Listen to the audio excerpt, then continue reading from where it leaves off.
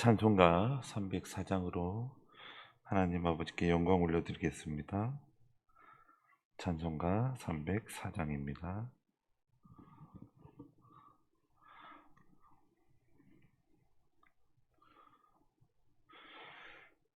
그 크신 하나님의 사랑 말로 나여 용 못하네. 저 높고 높은 별을 넘어 이 낮고 낮은 땅 위에 죄범한 영혼 구하려 그 아들 보내사 화목제물 삼으시고 죄 용서하셨네. 하나님 크신 사랑은 증량다 못하네. 영원히 변치 않는 사랑 성도여 찬양하세. 괴로운 시절 지나가고 땅 위에 여호와 쇠할 때 주 믿지 않던 영혼들은 큰 소리 외쳐 울어도 주 믿는 성도들에게 그 사랑 베푸사 우리의 죄 사했으니 그 은혜 잊을까. 하나님 크신 사랑은 증량다 못하네. 영원히 변치 않는 사랑 성도여 찬양하세. 하늘을 두루마리 삼고 바다를 먹물 삼아도 한없는 하나님의 사랑 다 기록할 수 없겠네. 님의 크신 사랑 그 어찌 다 쓸까. 저 하늘로 비싸도 채우지 못하리. 하나님 크신 사랑은 증량다 못하네.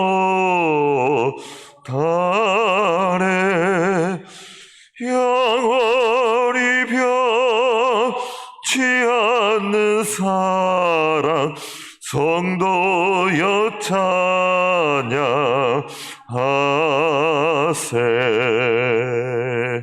아멘. 하나님의 말씀은 고린도후서 1장 23절에서 2장 11절까지의 말씀, 고린도후서 1장 23절에서 2장 11절까지의 말씀 한 절씩 교독하시고 마지막 절은 함께 읽겠습니다. 내가 내 목숨을 걸고 하나님을 불러 증언하시게 하노니 내가 다시 고린도에 가지 아니한 것은 너희를 아끼려 함이라. 우리가 너희 믿음을 주관하려는 것이 아니요 오직 너희 기쁨을 돕는 자가 되려 함이니 이는 너희가 믿음에 섰음이라. 내가 다시는 너에게 근심 중에 나아가지 아니하기로 스스로 결심하였노니 내가 너희를 근심하게 한다. 내가 근심하게 한 자밖에 나를 기쁘게 할 자가 누구냐. 내가 이같이 쓴 것은 내가 갈 때에 마땅히 나를 기쁘게 할 자로부터 도리어 근심을 얻을까 염려하며 또 너희 모두에 대한 나의 기쁨이 너희 모두의 기쁨인 줄 확신함이로라. 내가 마음에 큰 눌림과 걱정이 있어 많은 눈물로 너에게 썼노니 이는 너희로 근심하게 하려 한 것이 아니요 오직 내가 너희를 향하여 넘치는 사랑이 있음을 너희로 알게 하려 함이라. 근심하게 한 자가 있었을지라도 나를 근심하게 한 것이 아니요 어느 정도 너희 모두를 근심하게 한 것이니 어느 정도라 함은 내가 너무 지나치게 말하지 아니하려 함이라. 이러한 사람은 많은 사람에게서 벌 받는 것이 마땅하도 그런즉 너희는 차라리 그를 용서하고 위로할 것이니 그가 너무 많은 근심에 잠길까 두려하노라. 그러므로 너희를 권하노니 사랑을 그들에게 나타내라. 너희가 범사에 순종하는지 그 증거를 알고자 하여 내가 이것을 너희에게 썼노라. 너희가 무슨 일이든지 누구를 용서하며 나도 그리하고 내가 만일 용서한 일이 있으면 용서한 그것 너희를 위하여 그리스도 앞에서 한 것이니 이는 우리로 사탄에게 속지 않게 하려 함이라. 우리는 그 계책을 알지 못하는 바가 아니로라. 아멘. 할렐루야. 오늘도 예배드리신 모든 성도님들 위해 하나님의 놀라운 복과 은혜가 함께 하시길 원합니다. 23절 말씀 보면 내가 내 목숨을 걸고 하나님을 불러 증언하시게 하노니 내가 다시 고린도에 가지 아니한 것을 너희를 아끼려 함이라. 23절을 좀 원문을 직역한 것을 제가 읽어보니까 그러나 내가 나의 목숨 위에서 증인이신 하나님께 호소한다. 너희를 아끼려고 내가 더 이상 고린도로 가지 않았다. 그래서 바울은 고린도 교회에 가기로 한 것을 변경하였습니다. 사도 바울은 마음을 살피시는 하나님 앞에서 자신이 고린도 교회에 가지 않기로 변경한 것에 대해 진심으로 고린도 교인들을 사랑하고 아끼기 때문이라고 말하고 있습니다. 고린도전서 1장 12절 말씀 보면 내가 이것을 말하거니와 너희가 각각 이르되 나는 바울에게, 나는 아볼로에게, 나는 게바에게, 나는 그리스도에게 속한 자라 한다는 것이니 그리스도께서 어찌 나뉘었느냐. 바울이 너희를 위하여 십자가에 못 박혔으며 바울의 이름으로 너희가 세례를 받았느냐. 아마도 사도 바울이 고린도 교회에 가면 고린도 교회에 일어난 여러 가지 문제를 해결하면서 고린도 교회에서 일어난 여러 당파 문제, 그리고 여러 가지 교리 문제로 인한 징계, 또한 사도 바울의 사도권을 문제 삼은 문제, 교회의 돈을 유용하려 한다는 오해들에 대해 사도 바울은 오해를 종식시키고 그 문제들에 대해 징계하는 일이 발생하게 될지도 모르기 때문에 사도 바울은 도리어 가지 않겠다는 그런 말씀인 것입니다. 사도 바울은 직접 가서 문제를 해결하는 것에서 마음을 바꿨습니다. 만약 직접 가서 문제를 하려다 자칫하면 싸움에 휘말리거나 도리어 더 큰 문제가 발생할 수도 있기 때문에 그렇습니다. 그래서 사도 바울은 고린도 교회를 위해서 고린도 교회에 가지 않기로 계획을 변경한 것입니다. 그리고 사도 바울은 고린도 교회에 발생한 문제를 위해 기도했을 것입니다. 직접 가서 해결할 때 도리어 다른 어떤 문제가 발생할지 모르지만 하나님께서 그 문제에 개입하셔서 처리해 주신다면 그 문제는 제일 깔끔하게 해결되고 가장 공명정대하게 해결될 것이기 때문에 그렇습니다. 성도님들도 삶 속에서 어떤 문제가 발생하는 경우들이 있습니다. 그리고 사도 바울처럼 오해를 받는 경우들도 생길 수 있습니다. 그때 성도님들이 직접 나서지 않고 하나님께 기도하며 하나님의 은혜를 간구하신다면 하나님께서 그 문제를 가장 반듯하게, 가장 공명정대하게 해결해 주실 것입니다. 내가 해결하려다가 자칫하면 내가 원하던 방향으로 가지 않고 더 안 좋은 방향으로 흘러갈 수 있지만 하나님께서 처리해 주신다면 가장 공의롭게 처리될 것이기 때문에 그렇습니다. 우리 삶의 문제들을 내가 간단하게 해결할 수 있는 것들도 있지만 우리의 힘으로 해결할 수 없는 문제들이 하나님께 기도하면, 하나님의 은혜를 구하면 하나님의 해결하심, 하나님께 또한 구하며 기도하신다면 하나님의 놀라운 역사하심과 하나님의 놀라운 능력을 행하심으로 가장 아름답게 해결해 주실 수 있기 때문에 그렇습니다.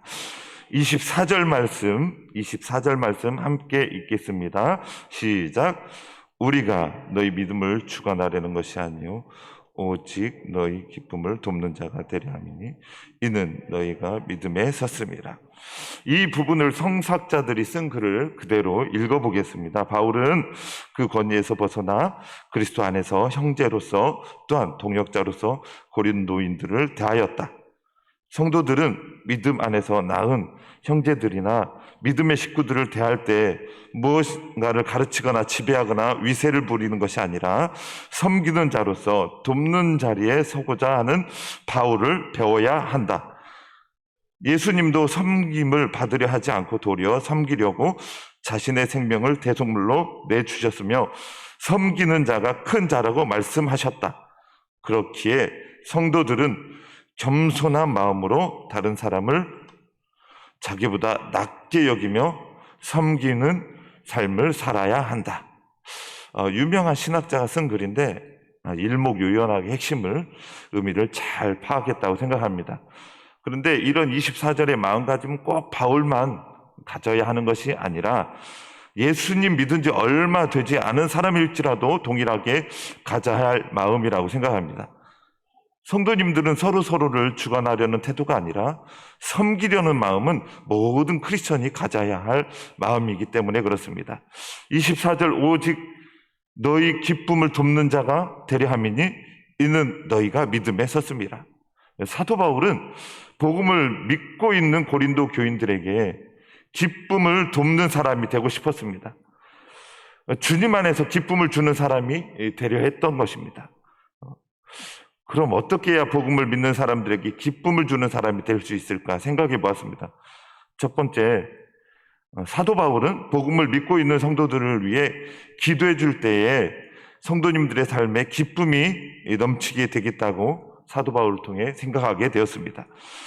복음을 믿고 있는 성도님들의 삶 속에서 어려움을 만난 성도님들이 있을 수 있는데 그 성도님들을 위해 기도하면 하나님께서 그 문제에 개입하셔서 해결해 주시고 슬픔이 기쁨이 될 수 있기 때문에 그렇습니다.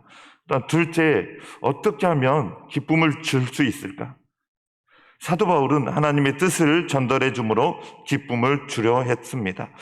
사도 바울은 하나님께서 기뻐하시는 것이 무엇이며 하나님께서 싫어하시는 것이 무엇인지를 알려주므로 성도님들이 하나님의 뜻 안에서 행복하게 살 수 있도록 도와주었습니다.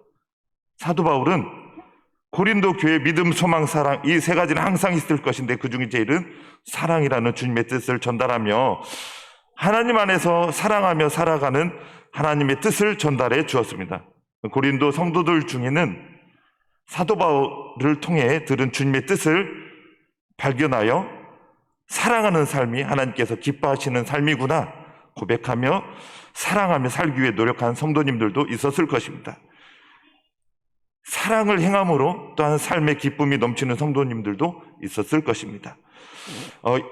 제가 3일 전에 동침이라는 프로그램을 보았습니다. 그런데 한 연예인이 시어머니와 전화통화한 내용을 소개했습니다.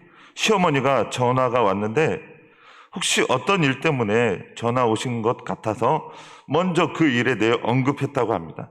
그런데 갑자기 시어머니께서 사랑한다고 며느리에게 자신에게 고백했다고 합니다. 그래서 자기가 하던 말을 멈추고 다시 어머니께 방금 뭐라고 하셨어요? 시어머니는 다시 사랑한다고 고백했습니다. 그 어머니의 말을 듣고 어머니와의 통화를 급하게 마무리 짓고 기차 안에서 펑펑 울었다고 합니다. 사랑한다는 시어머니 그 한마디의 고백에 말로 할 수 없는 감격과 행복으로 울었다고 하는 말을 들었습니다. 성도님들도 예수님의 마음을 갖고 오늘 누군가에게 사랑의 고백을 하신다면 누군가 삶의 행복이 넘칠 것입니다. 세 번째, 사도 바울은 복음을 믿고 있는 그들에게 예수님의 행적을 전달하며 그들에게 기쁨을 주려 했을 것입니다. 고린도전서 15장에 보면 예수님의 부활에 대해 말씀하고 있는 장면이 나옵니다. 사도 바울은 예수님의 부활에 대해 언급하면서 예수님의 부활을 믿지 않는 사람들에게 예수님의 행적을 알려줌으로 성도님들이 예수님의 복음 안에서 기쁘게 살아가도록 도와주었습니다. 또한 네 번째, 사도 바울은 다른 사람을 기쁘게 하려는 마음을 가지고 있었던 것 같습니다. 그래서 저희들도 다른 사람을 기쁘게 하려고 마음을 먹으면 기쁘게 해줄 일들이 참으로 많은 것 같습니다. 사도 바울은 주님 안에서 기쁨으로 사는 것을 참으로 중요하게 생각했습니다. 그래서 항상 기뻐하라, 쉬지 말고 기도하라, 범사에 감사하라, 이는 그리스도 예수 안에서 너희를 향하신 하나님의 뜻이니라. 사도 바울은 복음을 믿는 성도님들의 삶의 현장에서 기쁘게 살아가기를 원했습니다. 그런데 나만 기쁜 것이 아니라 다른 성도님들도 기쁘게 살 수 있도록 사도 바울은 여러 모양으로 도와줬을 것입니다. 다른 사람을 기쁘게 해주려고 마음을 먹는다면 기쁘게 해줄 방법은 참으로 많은 것 같습니다. 혹시 주님 안에서 복음 안에서 행복하고 기쁘게 살아가는 성도님들이 계신다면 사도 바울처럼 다른 성도들도 혹은 믿지 않는 사람일지라도 행복하고 기쁘게 살아가도록 도와주시는 성도님들이 다 되시기를 축복합니다. 그런 성도님들을 하나님께서 또한 축복하시고 복을 내려주실 것입니다.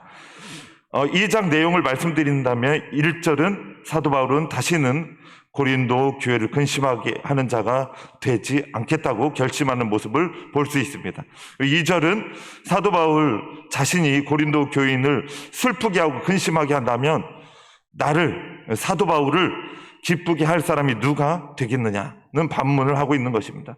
곧 사도 바울은 고린도 교회에 가는 것을 변경했는데 이는 고린도 교인들에게 근심 대신 기쁨을 주기 위한 면도 있으며 그로 말미암아 사도 바울 자신도 행복하고 기쁠 수 있다라는 것입니다.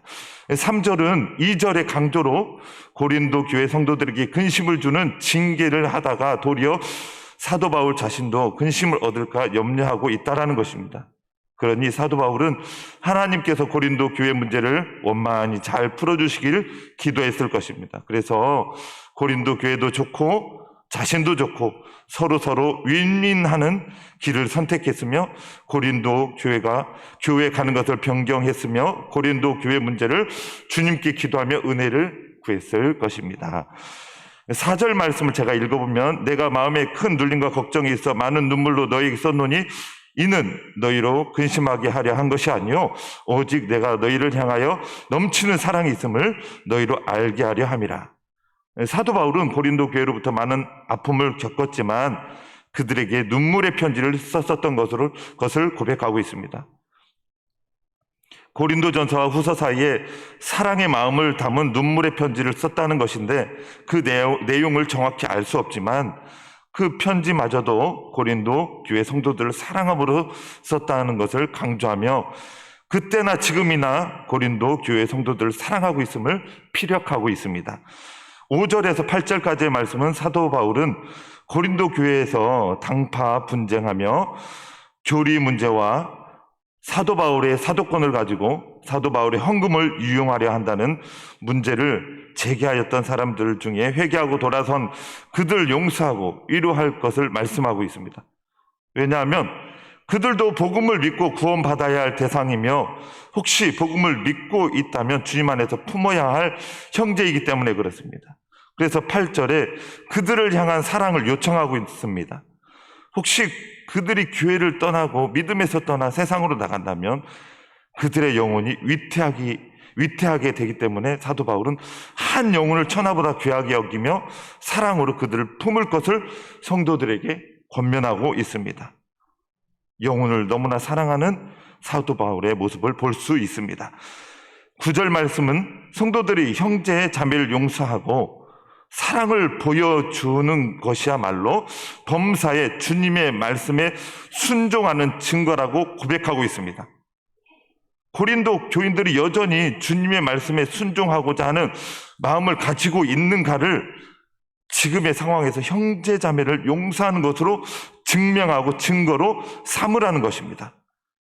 그리고 10절 말씀, 사도 바울은 자신도 이미 고린도 교회에서 자신의 사도권 문제로 삼고 당파로 갈라지고 교류를 가지고 문제 삼았던 이들을 그리스도 앞에서 용서하였는데, 고린도 교인들도 그들을 그리스도의 마음으로 용서해 주길 권면하고 있습니다. 11절 말씀, 사도 바울은 회개한 적대자들을 용서해야 할 또 하나의 이유는 사탄에게 속지 않기 위해서 용서해야 한다라는 것입니다.